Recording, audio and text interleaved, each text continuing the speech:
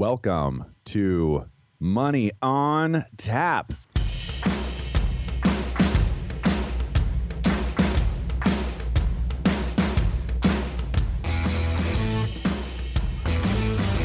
Money on Tap, your personal finance headquarters, where we bring out the professionals' experience and some fun in what we call three-dimensional investing, utilizing insurance, brokerage, and fee-based planning. That's what we do on this show. We look at all sides of the issues, and we bring a fully independent planning perspective to the table. Welcome. You're listening to Money on Tap, and you can reach us at 855-226-8551.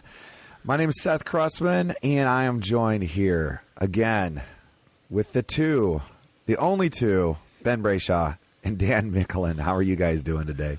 Good, buddy. How are you? I'm good. I am so glad to be back here with you guys. I'm looking forward to today's show, and I want to just say thank you. Thanks for just giving me an opportunity to be here and do this with you, and thank you to the listeners that keep coming back and supporting our show and, giving us some great ideas as they come in and they talk to us at our offices. And, we sit down, we get to do some financial planning with them. And sometimes some of those conversations start a show like you're going to get today, which is it's about protecting your future and protecting your parents. Two very, very valuable pieces of our life as we take a look in the planning world, but it's one that we're going to have a lot of fun talking about today. Yeah, I'm super excited about talking about this. As much as there's some kind of concerning issues, there's some really positive issues on how to spin a lot of stuff in the right direction when it comes to dealing with retirement, whether you're prepping for retirement or you're in retirement and you have family members that I would tell you that the majority of people have somebody in their life during their retirement or pre-retirement years come into their life needing some additional help, whether it's financial, physical, or even care inside your home. And I think that's something that a lot of people don't plan for when it really comes to retirement. And I think there's a lot to be said here. And I think we have a lot of information in front of us. I mean, our whole table is spread out with papers and thoughts, and I have a billion of them going through my head just thinking about it, talking here now. Caring for elders is a big deal, and it's just an overarching commitment for everybody involved, and it's important to do it right and do as much advanced planning as you possibly can for those occurrences. And sometimes you can't, but hopefully today's show gives everybody a little bit of insight, whether they're presently dealing with it, on the verge of dealing with it, or just concerned that it may be an issue for them in the future. Yeah. But before we jump into that great show, we have money in the news.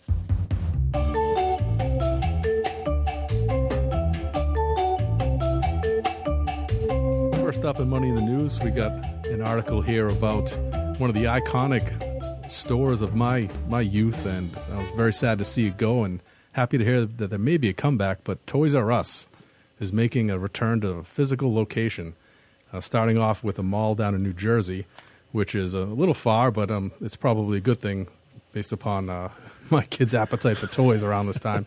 But I just remember as a kid, the few opportunities I did get to go, just being in awe of the sheer volume of toys that they have there, and just going from aisle to aisle and picking one thing and tossing another one out of the cart, and everything just kept getting bigger and better until we finally made our way out. But very happy to see this come back. So this is something that we saw here in CNN. But Toys R Us is making a return with a 20,000 square foot, 2-story location. So they're not going small. They're coming back at this pretty hard, which I think is really cool.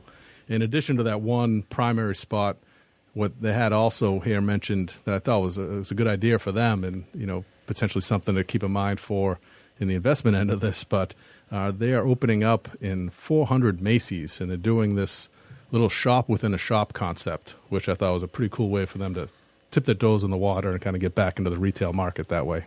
And that's kind of an interesting thing that's been going on in the branding world, right? Every time you walk into a Target, you see a Starbucks, right? There's all these stores inside a store, and it's honestly like we've moved away from the mall concept for the most part, right? All the malls have kind of like not the big, Mall of America and stuff like that, but kind of those outskirt malls that were kind of like hybrid malls, just a little bit like we have in Concord here in New Hampshire. they've completely downsized and they've kind of fallen apart a little bit. But, people started going directly to the store they wanted to. But now you go to Target and you've got Starbucks. So they're almost like they're creating even smaller mini malls. You go one place and shop 10 other stores. But that's interesting. First of all, I gotta give it to CNN on this one. They chose the right person to write this article, Jordan Volinsky, who just turned 13, folks. If you were to take a look at his picture here at the top of the article, that would be my best guess at how old Jordan is. So after that, I got to tell you, we were actually talking about malls this last week. Of course, it's the season, and we don't even know what malls are still open. Downtown Portland, I don't know if there's any businesses open there because they opened up rioting again a couple of weeks ago. It's open season here. So who's going to go down there? And then at the Washington Square Mall, which is, I know there's a Tesla dealership there, and maybe a Cheesecake Factory still, but I have no clue. It's been so long since I've actually gone into a mall. But I was elated to see that Toys R Us could be making a comeback because it's right there next to that mall that we would drive by. And my heart sank. I was just sad that there is no Toys R Us for us to take the kids to and experience what that's like. Well, they've got an ice cream parlor in this thing, a multi-level slide, and as a dad going through Toys R Us, right? How many times are you like, your son wants something, your daughter wants something, whatever, and then you're like, I kind of want this too. You just grab something, right? And so, there's that piece going on. But I think, I really do appreciate your comment about Jordan. He does look about 12 or 13, I would say. He's probably the most educated and knowledgeable person in all of CNN to boot. So, I think they really did choose the right person. Couldn't resist. Couldn't hold that. I thought for sure there was going to be like a felon Santa thing coming from Portland, but you had to go CNN, so that's all right. I bet you anything, if you were to take a look at the profitability of one of these stores, what item would blow it all out of the water is batteries. The batteries that they sell you on your way out the door. I guarantee you they make more on that than they do the toys. You're probably right. But if I was really going to blow CNN out of the water, I'd be like, we're the only 3 people that read this article. The amount of listenership they have these days. Well, never mind is actually, that's the title of this next article. Never mind Tesla CEO Elon Musk's stock sales. If you remember that, we talked about him and his stock sales a couple of weeks ago, right? Look what Microsoft's CEO just did. So, we talked about Elon Musk kind of putting out this Twitter on, should I sell my stock or not sell my stock, when really it was kind of like he was going to because he had to if he wanted to be, making money off of it. But today we get to read about Satya Nadella recently sold a chunk of stock, more than a chunk, really. It's like half of his stock. That doesn't happen every day that you have a CEO of somebody like Microsoft taking half of their stock, which is significant, and selling it. Yeah, this is actually pretty remarkable, and I think this is probably not a very well-known scenario because it's just not reported the same way as some stuff. But selling half of his shares, and Microsoft has just been booming for the last year, that's a big statement. Unless he's doing a down payment on some multi-million-dollar, $100 million mansion, that's a significant sale. That's not a eking, 2% or 3% of your stock off because you're trying to raise capital. This is a poignant sale, and it's actually something that I would vocalize as a little concerning. I know I've personally trimmed a little bit of my Microsoft holdings as well, but not because of this. But this definitely makes me think maybe I should trim more. But that is really interesting, and it's a little scary. I think it's like anything. Like you own a business and you say, I want to put it out. I want to create an IPO, or I want to sell my business on the open exchange. You don't start with selling half of your holdings. Well, I think the guy's attempting to do what Elon caught a lot of flack for doing, because Elon chose to do it on Twitter, of course. So that may be a lesson in there for him. But he's just trying to get ahead of this capital gains story. He wants to take the gain this year and pay less tax. Yeah. I think he actually went back and listened to some old school Money on Tap shows where we talked about these CEOs having, so much of their assets tied up in one stock where they work, and we've talked about Enron and the list goes on where we've had these scenarios. Doubt that Microsoft is an Enron story, but if the truth is here that they're looking for greater diversification, selling $285 million worth of your assets from, which is only half of the holdings there in Microsoft, why not? That'll get you diversified.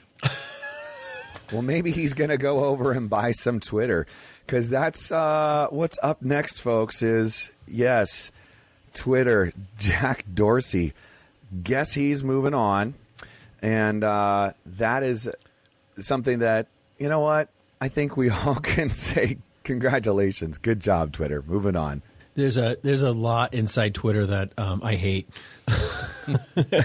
You notice I stopped for several seconds there before I said anything else. Twitter is like the epitome of a poorly run company, and with all the opportunities. I was actually listening to one news commentary after another, and they've been talking about Twitter left and right. And Jack Dorsey is probably the worst person that has run Twitter over the last 5 or 6 years out of any technical scenario, right? The entire tech boom is going on. And when you think back about when Trump launched Twitter as his sole communication pretty much for every policy change, everything he thought, right? Whether you liked Trump or didn't like Trump, you listened to his tweets, right? Everyone heard him. And if all of a sudden the most powerful position person in the world decides Twitter is their number one way to forecast all of their thinking, how did Twitter lose money that year? Like, in that deciding factor, how did they lose money? And then on top of it, right, they proceed to take the person who's followed the most, who's all that, and kick them off Twitter, right? It's an open forum, and it runs off of energy. I mean, right? I mean, just from a business standpoint, like, you want as much craziness on that conversation. Like, they don't have to produce anything. They just host an open talk show. And the people who talk the most, it reminds me of a Rush Limbaugh report one time I heard. I didn't listen to Rush Limbaugh that much, but I listened to him periodically once in a while. And more people listened to Rush Limbaugh that didn't like him than the people who agreed with him. And it was just interesting to me that the same concept exists and all this stuff, like to shut down those things. Twitter has just been so poorly run, and I think the fact is that free speech is what makes America great, which makes people engaged. And I think, honestly, removing these people and shutting these tweets down and all the different stuff that's going on and allowing good, healthy debate to happen and trying to put everyone in these guardrails has really hurt Twitter, which is why I sold their stock months ago, because I did own it. I owned it when it was like practically falling through the toilet. I'm like, how can this possibly be? And this is long before the election. I watched it ride up. They cut Trump. And I was like, fine, they're doomed to fail, because you can't just say, I mean, the only thing that's going to drive Twitter are the people who are in debate, right? That's what people are doing. They're debating. And if you remove the debaters, the people who everyone's really getting energy around, you're killing your audience. Well, it seems like their problems go back even further than that. If you take a look at some of the kind of leading technology and social media stocks, and you think Twitter, just by name brand recognition and just that it's, huge market share in our minds about communication and social media, you'd think that the stock has done well, or, it should have at least. But, if you take a look back 6 years, Twitter stock is up 75%, which, is okay. It's not a great return, but at least it's positive. But by comparison, Microsoft up 640%, Google 345%, Amazon 580%, and Apple 450%. So compared to some of its peers, and then Facebook's not listed in there, but that's got to be several 100%, for sure. And I think, honestly, that's, Facebook, they suffered hard too. I don't think they've done as well as some of those, but I think the more that they try to control these environments, the more people get irritated and just leave. Like, I don't even have a Twitter account anymore. I just got rid of it. I haven't even thought about Twitter. It doesn't even cross my mind, because I'm like, if I can't have an open conversation with somebody, or you're going to cut down conversation, well, I'm going to leave, because that's not That's not what I'm in for. If you want to get a hold of Ben on social media these days, folks, you can find him on Pinterest. He's got some fabulous ideas out there. Making a statement. Yeah, I use Instagram. I'll post a photo. Yeah, the numbers don't lie, do they? And I think while you were saying inept or something like that, I was just thinking cesspool. That's all I'm like. This Twitter is just ridiculous what people... I totally agree with you. It's such garbage stuff on there. But if you're... No matter where, I don't care which side you fall on in this. It's just bad business to think I'm going to cut out the person who draws people in to argue when I'm basically an entire realm of people arguing. Like you're going to have total crazies on both sides, and you want them all to be engaged in Twitter. So Jack Dorsey, you're an idiot. Like, I mean, you could have run this company to $500,000 a share, and your agenda-driven pool has just killed it. And everybody who owns Twitter should be ticked at this guy. It's an incredible platform to allow people to demonstrate how unintelligent they are. And their leader just did that again and is leaving. So congratulations, Jack. Wish you well. I mean, he may be super rich, but and it's agenda driven, whatever that scenario is, but you have a responsibility to the shareholders. And I don't care if I don't care if Biden or Trump or Obama or whoever, I don't care who they are. They all should have a right to speak. And if there's inappropriate, material, I know they have all sorts of crap that's like kids shouldn't see and everything else. I mean, that stuff, yeah. I mean, there's like a general kind of exclusion for appropriate, R-rated stuff should be off of there. But general conversation, you hate this or you don't like this person or whatever. I mean, that's what Twitter is. So, anyways. What it's not is a moneymaker. That we know. That's correct. That is going to be a wrap for us in Money in the News. However, we have a whole rest of the show here that we're going to dive into. Protecting your future and your parents. Talking about some. It's not all just long-term care. That's a big part of our conversation here. It's a huge conversation, but that's where we're going to revolve around today. That's where we're going to spend our time. Now, it's also a good time, if you haven't already, to reach out and give us a call at 855-226-8551 or info@yourmoneyontap.com. Now, when you do so, you actually can sign up for one of our webinars this week, which is Social Security or taxes and retirement, both critical places for you to have some understanding as you're getting into retirement, planning for retirement. So you can get a hold of us there and sign up for either one of those webinars. Again, Social Security or taxes and retirement at 855-226-8551 or info@yourmoneyontap.com. We're going to take a quick break, and we'll be right back.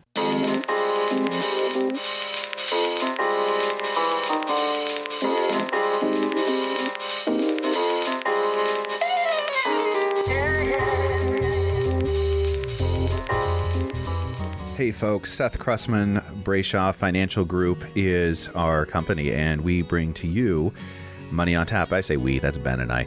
We have a lot of fun doing this show. And one of the things that we love about doing Money on Tap is that our goal for you to have access to the financial planning world. How do we think? What are we doing? What are we talking about? Raising the bar of your financial education. It's so critical. And that's what we're doing here. The other side of this is as well, we're financial planners. If you are looking to work with a financial planner, if you want to have that playbook for you to understand the important things right now and how you're going to get to your goals or how you're going to retire successfully, that's what we're doing as well. If you have $250,000 of investable assets, give us a call. It's free to you, and it is worth your time to pick up that phone and give us a call and discover what complete wealth management looks like. Ben and I are excited about the opportunity to partner with you and give you that financial plan that's going to make the next step so much better understood and get you where you need to go. Now back to Money on Tap with Ben, Seth, and Dan.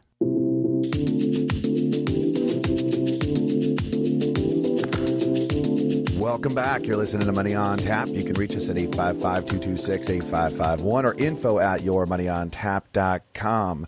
And today we are talking about protecting your future and your parents. It is a huge conversation that we spend a lot of time in as financial planners. If you didn't know, that's what Ben, Dan, and myself do. We're financial planners at Brayshaw Financial Group. And it's a conversation a lot of the times that crosses so many different lines, across just the financial aspect of it. There's so much heart and preparation that needs to happen. I would say should happen, needs to happen in and around yourself and your family and your parents. Lots of layers here. So we're going to get going on this, and looking forward to seeing how the conversation happens and how it develops and where we land the plane here, guys. So, Dan, would you go ahead and get us going in the right direction? Yeah, no problem, Seth. I appreciate that. And really, what it's about is, a lot of us, at some point face the reality of having to take in or care for aging parents. And, I know in my own personal life, we kind of stepped in and helped my grandmother out towards the end for her. And honestly, my parents, another near and dear story for me, but, they've literally been caring for family, on and off, starting with my grandmother since 2004. So it's been basically a never-ending, underappreciated, and very expensive ordeal for them. And they went into it without really, much preparation or anticipation for that, but, a heart full of good intentions and have just tried to do the best for everybody. But, the impact it has on them and their dreams and plans in retirement is significant. So I think it was worthwhile to do a show about, how do you prepare for that and what kind of a situation it is for just so many people out there. In fact, in researching the show, I found that some information out there indicating that 1 in 10 U.S. parents is also caring for another adult. And the price for care can be up to $18,000 per year for adult daycare, $50,000 for in-home care, or upwards of $100,000 for a private room in a nursing home. So tremendously expensive alternatives if you're unwilling or unable to do it on your own. But for the individuals who do decide to take it on, the costs for them are significant as well. On average, caregivers spend $7,000 to $13,000 annually out of pocket taking care of family. And there's generally, in up to 63% of the cases anyway, no financial plan in place to cover those costs. So it's a significant undertaking and it's a significant risk for everybody involved. So I think it's important to think about and talk about these situations before they arise. Do the best that you can to lay some good groundwork for when that time comes. And the first point would be to consider long-term care. I know that's a topic that not everybody gets real excited about, considering, what it is. But, we've mentioned a number of times on the show, but these days it's not just nursing home insurance, which everyone tends to lean towards. But it's all too often, pursued or thought of when it's too late for the people who are primarily in need, those who are on the way into a facility or have care imminent. That's when it's kind of too late to get long-term care. An AARP study that is out there suggests that age 65 is kind of the sweet spot to start planning for that and to consider purchasing long-term care if you're interested. But we would tell you otherwise. We would tell you it's probably a little bit sooner. And from a product solution standpoint, there are hybrid products out there that, really do meet the need or can address some of it that are not totally based upon care services to be provided. I would say that you're right on there, Dan, on some of those issues around the timing of buying long-term care and when's the appropriate thing. I think for our listeners today, we do retirement planning, and I think one piece that a lot of people don't take into account is that retirement planning has so many different turns and boulders rolling down the hill in front of your car kind of scenario where you're just unsure what's going to happen and what's coming your way. And I would say that it's a vast majority of people who end up caring for a family member, and it doesn't even have to be a parent. It could be a special needs sibling. I've seen that happen a number of times. And it just becomes overwhelming and honestly completely disruptive to a retirement plan. And people say, well, what's the financial stake? And the financial stake is that people leave their jobs because it becomes too overwhelming. Or, I've seen divorces occur over it, and statistically, it's the oldest daughter that ends up caring for their parents. They're the ones that actually usually are the ones that step in. That's some random statistic. Even if the youngest child's the only daughter, it usually ends up still being that person, the daughter. My wife being the only daughter, and my definitely lends me some concern for my in-laws, but I love them, and we'll have to deal with that. But, we've seen divorces, we've seen separations, we've seen having to move to a different property or home or need a bigger place or do an add-on addition. There's just so many different things that have indirect financial consequences that people aren't prepared for. And nevertheless, this stress on family, as much as you do love those people, it does add a significant amount of struggle.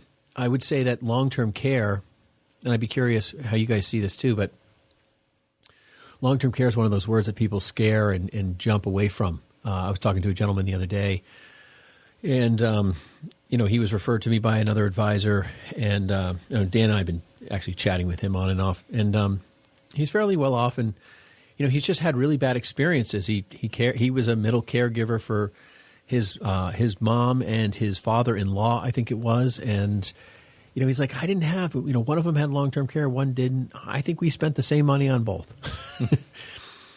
You can't argue the fact of whether or not he did or didn't spend money, but would he have spent more money on the person who had the care? I don't know. And I'm trying to go through the relevance of it. People just really kind of walk away scared in the idea of long-term care. And I think, if anything, in anything you hear today, long-term care of yesteryear is long gone, and it is a completely new and vibrant kind of methodology. And I talked to him about that, and we do mostly a life long-term care solution where there's a life insurance piece to it, so that if you don't use it, there's an asset going back to your family. And that makes people feel a lot better, because then the cost is not so intense in the idea that you're going to lose everything. So, but it is amazing what long-term care does for families across the board, because it's not just the cost, it's the time. Because, you have, I've lost both my parents. I was younger when I did. But, I would give anything to be able to sit down and hear my dad tell a story or my mom talk. Those are the types of things that I would just love to hear their voice other than what I hear in my head. And that's a really hard thing when you're thinking about the struggles of caring for somebody in a time when they're deteriorating in life. Those are the moments you want to spend that are engaged with them, not worrying about making sure all their medicines are in place. And there's probably some fond memories around that care. But honestly, if it's going to wear you down, it's going to bring your relationship into turmoil too. It's a struggle on it. And I think that having some sort of set plan for that care is going to actually enhance the ability to have a stronger relationship in that time period. It doesn't have to be full care, but it needs to be something. And in-home care is a wonderful objective. So that's my little spiel off of your conversation, Dan, on long-term care.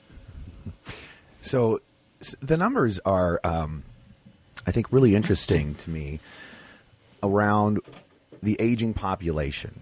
What do we have happening? And it's not just within the U.S. There's actually worldwide a growing number of over 65 population, but especially in the U.S. And one of the things that really is a challenge with that is that the population is continuing to live longer and longer. And I'm really blessed because I've got a dad that's 82 and a mom that's 79. And, we're right here with a lot of this conversation that we're having and doing the things that we're talking about. There's some of those plans have been another place that, works better for them in their retirement years, or is this their forever home? But these are the conversations that, believe it or not, you well, in our circumstance, we thought we understood this and we thought we had a pretty clear intention and idea around this. But sitting down and having these conversations and being open to all sorts of different ways to do things is really critical and important. I mean, we just found out things that we didn't even realize were important to mom and dad in this process. So of this age 65 and those numbers, there's other things that we need to be factoring here. If you think, you know what, we don't even need to really consider this because whatever your reason is, that's fine. But 7 out of 10 people will actually require long-term care in their lifetime. And if we're going to take a look at, what does that mean for the 7 out of 10 people? Well, the average long-term care scenario is about 3 years, right? That's pretty significant. And of those people that are in those long-term care scenarios, the people that have chosen to, you do the long-term care or do the caregiving themselves out of their family, 56% of those caregivers have children under the age of 18. And that is a real challenge when you're really trying to navigate or think about some of these things. It's more than likely you're busy. You're busy with your family. You're busy with your kids. And it's so easy, myself included, to be distracted over here in a beautiful way, distracted with the family and the kids, but then not really thinking about the care of mom and dad. So there's got to be some intentionality here around it. And from our experience, it's being open to, what's important here is that mom and dad still have a lot of capacity, and they've got some real needs that they would rather have met in different ways. And so that's a big driver in these conversations, folks. And what's important is recognizing the signs to kind of begin some of those conversations, right? So it's not always easy to just jump into that, but there are some warning signs out there that if you pick up on it, it really is time to sit down and, bring in the family and begin to lay some of that groundwork. And some of those warning signs include things like, phone calls, our creditors leaving messages, our charitable organizations calling for more and more donations. Are there any new friends leaving messages looking for loans and favors and things along those lines? So, be mindful and kind of monitor phone traffic as best you can, and, just try and be aware of the conversations that are taking place, especially any of them that point towards gifts and favors and money, period. Check in the mail. Our credit card companies offering new promotions. Does it look like bills are going unpaid? Are they bouncing checks? Things along those lines. Again, more telltale signs that perhaps they're not quite as sharp or as mindful with money as they once were. And are they increasing their spending? Are there more expensive items showing up at the house? Is the Amazon guy there, 3 times a week, the boxes piling up? And have they, done simple things like, are they gambling more, going to the casino, buying lottery tickets, whatever it may be? You've spent a life with your parents, so you understand what their habits are like, specifically on spending, and you probably have some vague picture of their financial wherewithal. So when you see trends moving in the wrong directions or things start to change, those are the signs that it's time to have that conversation. Folks, you're listening to Money on Tap, and we are talking about protecting your future and your parents. We're going to take a quick break, but before we do that, think about this. We have a couple of seminars that we're putting on and webinars. There's Social Security is one, and taxes and retirement, both very important topics for you to have some kind of an education or understanding around when trying to plan through retirement. To sign up for that, you can reach us at 855-226-8551 or info@yourmoneyontap.com. We will be right back. You're listening to Money on Tap.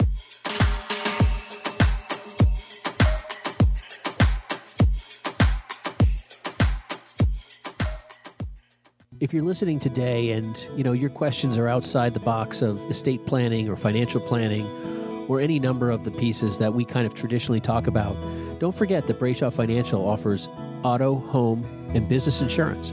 and we have an entire department that handles all of that for you. Give us a call at 855-226-8551 and be happy to take care of those needs for you. Or email us at info@yourmoneyontap.com. Now back to Money on Tap with Ben, Seth, and Dan.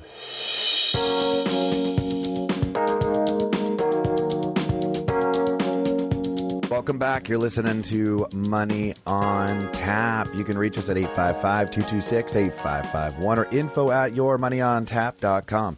We're talking about protecting your future and your parents. The numbers are incredible around our population here, the aging over the age of 65, and that demographic increasing every day. And alongside of that, we have a population that is continuing to live longer. Great things, all great things around us.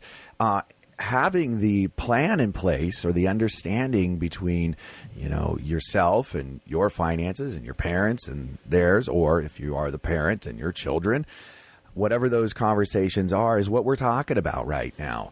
And, the long-term care conversation is so much more than a product or a facility. There's as we were talking about Twitter, there's the world of the phone and electronics and all of these things that people have almost like another life inside of sometimes, and how to help them make sure that they're protected with these things and not getting scammed. By the way, I had a really good one the other day. My dad called me up and said Publishers Clearinghouse told him he won $2.5 million. Called him up out of the blue. And I had the privilege of taking a look and seeing what's going on with Publishers Clearinghouse and how this scam works, because that's what it was, folks. It was just protecting mom and dad. Anyways, there's other things that we can be doing besides just putting products in place and all this stuff that we do in financial plans. But one of the things I did want to talk about with you guys is, in terms of the product and in terms of those kind of, I guess, packages that we try to put together or put into place so people have, balance between their life and their care and their finances. What are some of the things that you find to be like really the most important pieces to make sure that they have in place around some kind of a product? Yeah, Seth. So, there are definitely some key features that you want to look for, and I think one I mentioned earlier was the life insurance piece. I really like the long-term care solid offer that has kind of a life insurance caveat on the back end to take care of, kind of a return of some of the investment, if not all or more. That's been a very popular scenario. It takes a lot of the what if about long-term care. That's the first piece. The next piece I would tell you that I think is the most important. So the first piece being something to make the purchaser feel better about buying long-term care. I think the most important piece about buying long-term care is in-home care. Straight up in-home care is the most vital thing you could be worried about today, and how it's provided, whether there's a waiting period before benefits start, what value you're going to get in in-home care. Because we have this aging demographic, Seth, that you were talking about earlier, and this massive, retirement number of people just kind of coming through the system with baby boomers and everything else. And just think of it as just a massive bubble just sliding along the timeline scale. And those people are all going to need care at roughly a very similar time period. And I think that it's not going to be whether or not you can afford care or you have money in the bank or any of those things. But even if you can't afford care, all that care is probably going to be designed for at home. So the last thing you want to be really focusing on is, making sure your nursing home coverage is at. I think nursing homes are really going to be for the super terminal kind of like end of stage. It's going to be, first need, first served scenario where I think they're going to, and I honestly think from an investment strategy, in-home care opportunities in the development and the design of providing better in-home care is going to be where the marketplace is going to go from an investment side. That being said, that's going to be the demand is we have no places to put people. So how do we do more and more care at home? Yeah, you can definitely see a day. I think, one of the things the pandemic, brought us all into the world of is, doing things by FaceTime and Zoom and teleconference in general. So having these teledoc appointments take place with a nursing assistant by your side in your own home is going to replace half or 3/4 of the appointments you would have had to go to in 10, 15, 20 years down the road. So all of that will be done at home at much less the cost without nearly as much medical staff involved. And, the actual caretaker present with you isn't going to be a doctor or nurse. It's going to be kind of a lower level licensed assistant who's going to provide a lot of that care. And that's exactly the type of care that becomes very affordable inside of these programs. And we've seen that happen inside some of the Obamacare Act and stuff like that, where they've actually made it where you can go to CVS and you can literally get medical treatments. Like pharmacists can re-prescribe medications in the same domain. Like if you have high blood pressure and that medication's not working for you, they can try out another high blood pressure medication. And I think you're right. I think that's where the demand of care is going to push down responsibilities on that lower level area. And that's one of the main reasons we have a specifically, preferred product in this realm, and the key feature there that Ben was alluding to and how it's defined in case you're looking at a program elsewhere or you have something in hand. It's 0-day elimination for home health care. That's what you're looking for. Yeah, that means the first day you need it, you're getting covered. And that's really, really important because you just need the coverage at home. And that's separate from the availability. So if the availability is not there, great, you got in-home care. But honestly, a good, solid in-home care program, even if you're living with your children, right, it hires somebody else to come in. Yeah, your children have to manage scheduling and access and all that stuff. So that's complicated a little bit for sure. But it takes away the actual daily care.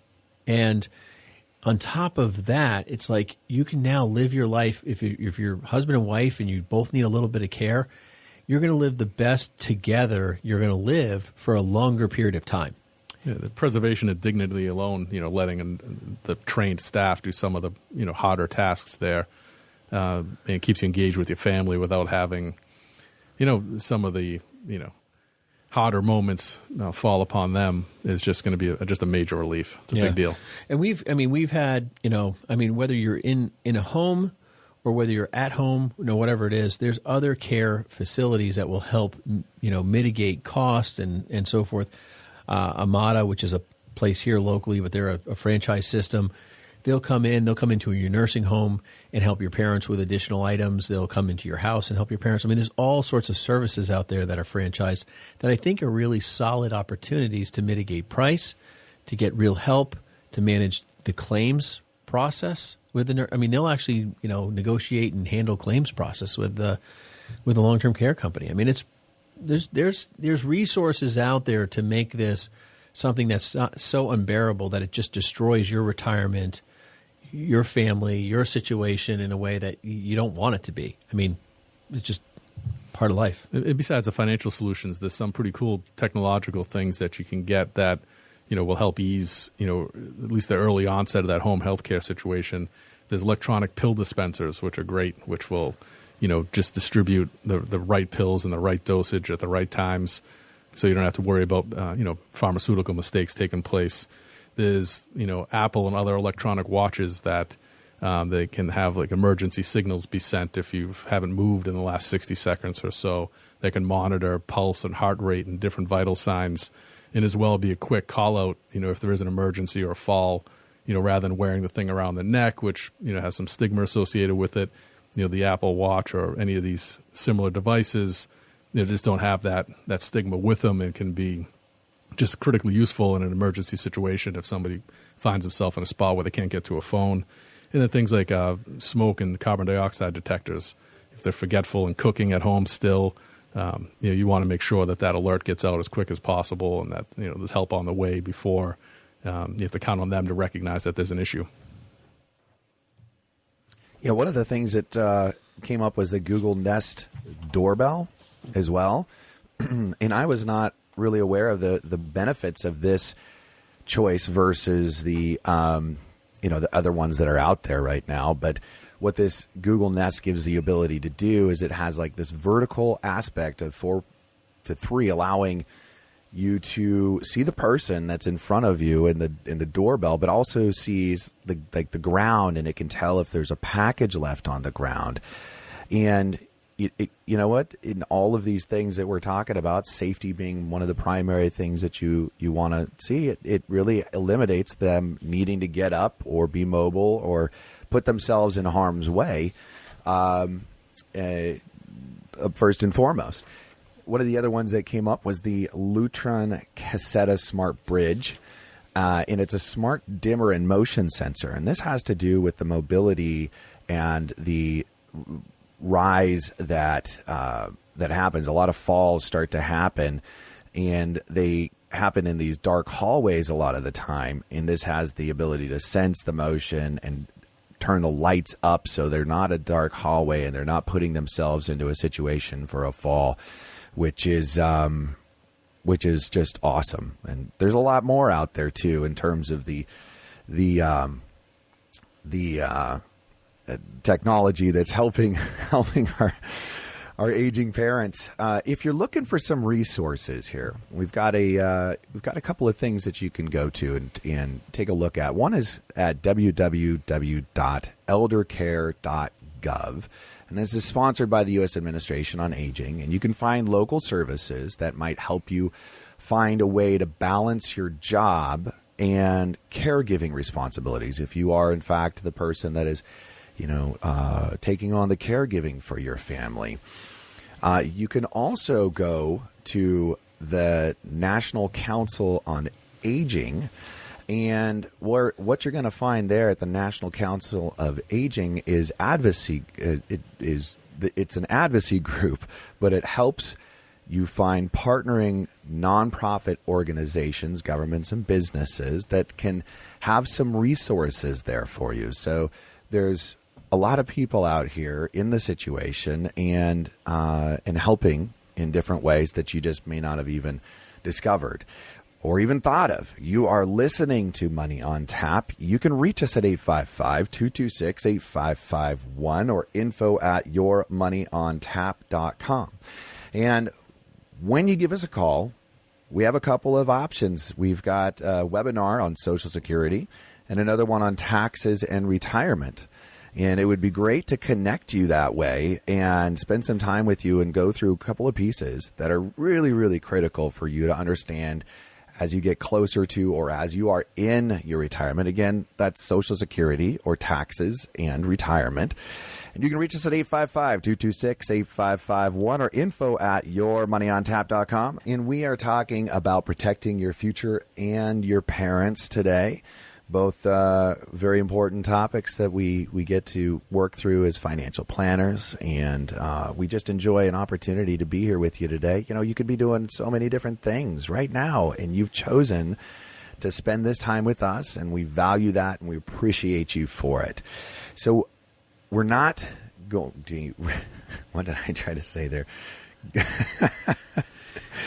What are we going to do?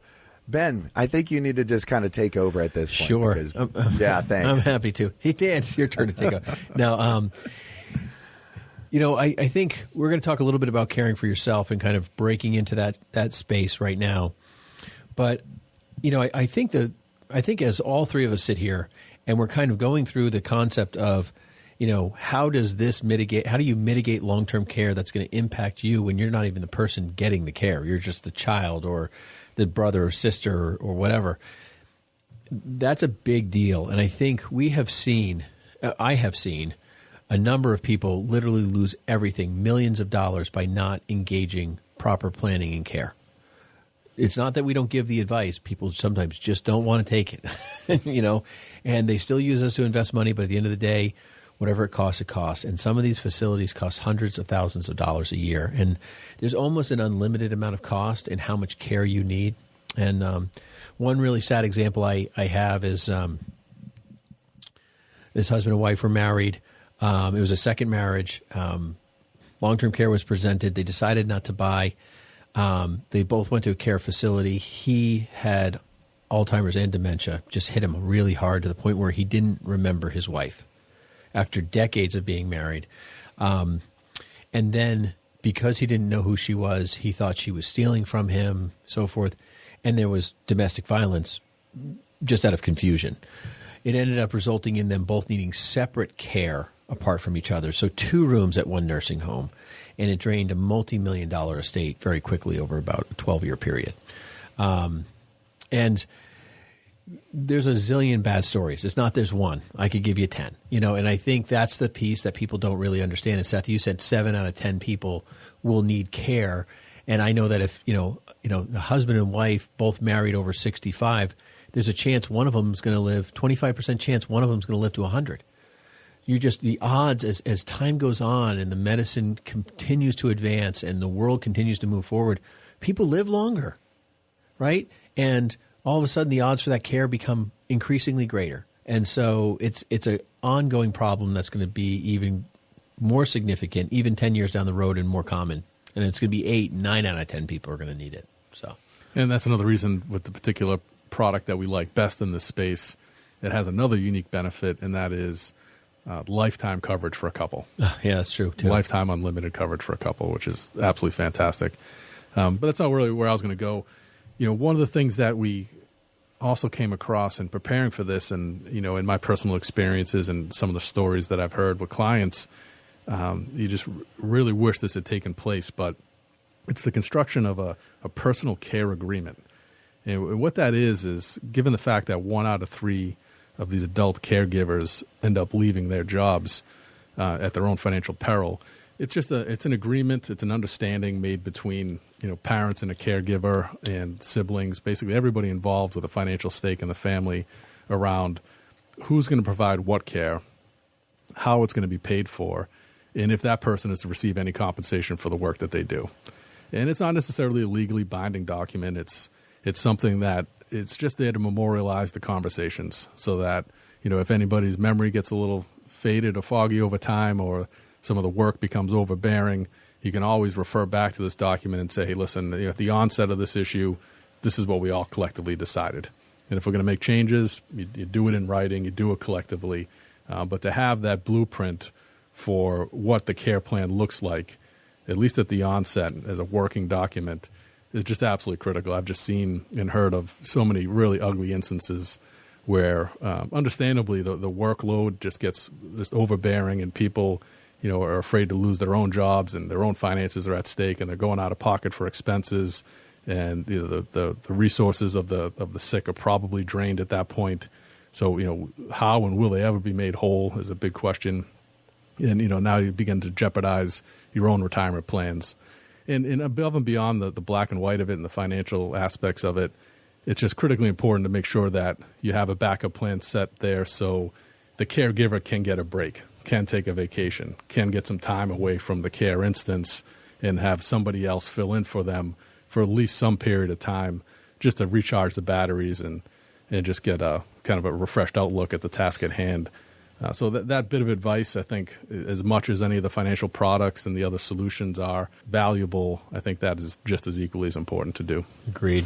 You guys, we have covered a ton of information here, and there's more, like we just couldn't even get to all of it.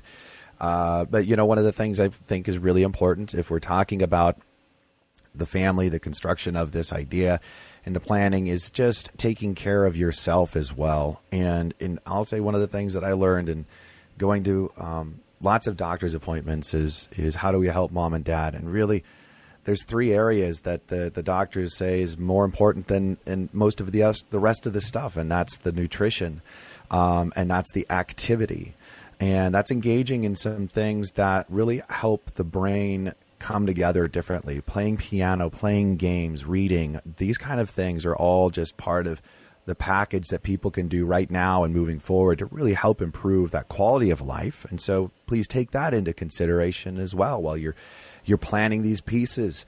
Folks, you have been listening to Money on Tap, and we've been talking about protecting your future and your parents.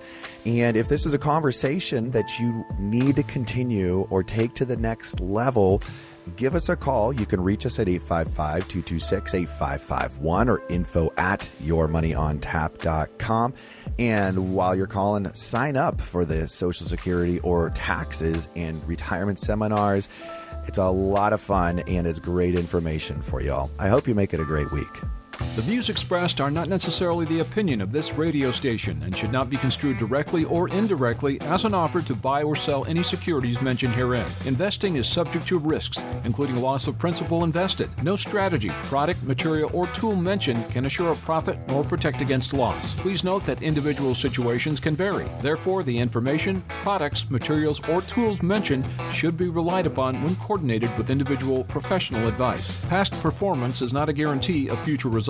This show may be subsidized in whole or in part by a product sponsor or issuer. Securities and advisory services offered through SagePoint Financial Incorporated, member FINRA SIPC, and a registered investment advisor. All other services offered through Brayshaw Financial Group LLC are independent of SagePoint Financial. SagePoint Financial and Brayshaw Financial Group do not provide tax or legal advice. Main office is located at 116 South River Road, Bedford, New Hampshire, 03110, and can be reached at toll-free 855-226-8551.